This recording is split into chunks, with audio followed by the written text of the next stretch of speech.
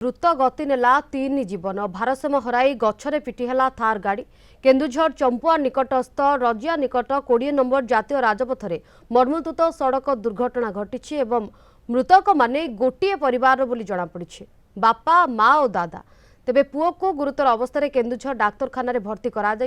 असुस्थ बापार चिकित्सा हस्पिटाल नेबा बेले दुर्घटना घटी द्रुत गति आसुथिबा एक थार गाड़ी भारसाम्य हराई रास्ताकड़ गछरे पिटी होई जाइथिला फल गाड़ी में थिबा 4 जनक मध्यरु घटनास्थल में जनकर मृत्यु होइतबा बेले अन्य 3 जन गुरुतर आहत होइथिले सेमानंको प्रथमे चंपुआ डाक्तरखाना और पर केन्दुझर जिला मुख्य चिकित्सालय को स्थानांतर करा जाइथिला बाटरे बापा त्रिलोचन और माँ कईफुलंकर मृत्यु होइछि पुओ रंजित गुरुतर अवस्था केन्दुझर डाक्तरखाना चिकित्सा चली खबर पाई चंपुआ पुलिस दुर्घटनास्थल में पहुंची तदंत करुछि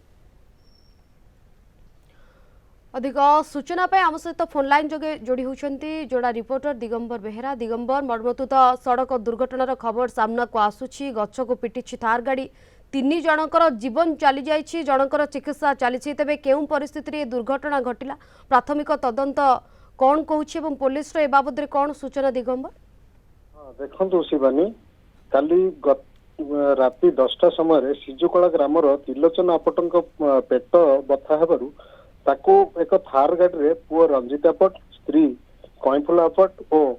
कका भास्कर आपट चंपुआ डाक्तरखाना को लेके जाउथले ठीक जीवा समय द्रुत गति जीवा समय रजिया निकट रे गोटे भारसाम्य हरैकी गोटे गछरे पिटी होइतिले फल सेठारे जनकर मृत्यु हो जाइतिला एवं अन्य 3 जन को संगे संगे चंपुआ डाक्तरखाना को नहीं जाइतिले चंपुआ डाक्तरखाना रे तांको चिकित्सा समय अधिक गुरुतर हेबारु सेमानकु केन्दुझर हॉस्पिटल को स्थानांतर करा जाइतिला स्थानांतर करबा समय केन्दुझर पहुंचवा पूर्व 2 जनकर आउ 2 जनकर मृत्यु घटितला एबे भी जणे अछि चिकित्सित अछि केन्दुझर रे एवं तांकर अवस्था भी संकटापन्न अछि ये संपर्क रे खबर पाई संगे संगे चंपुआ पुलिस घटनास्थल रे पहुंचतिला एवं समस्त को उद्धार करी हॉस्पिटल मध्ये पठाइतिला एवं तदंत भी जारी रखिছে को परिस्थिति रे यार माने ए एक्सीडेंट घटला सेटा को तदंत जारी रखिছে चंपुआ पुलिस ये घटनार कई प्रत्यक्षदर्शी अच्छा कि ये घटना बाबद कई किसी कहते कि दुर्घटना कति पाखर देखी कि ए बाबद कौन सूचना जेहेतु राति 10टा होता मैडम से जगह कहीं नथिले एवं कहीं देखी ना जोर रे आवाज हबारु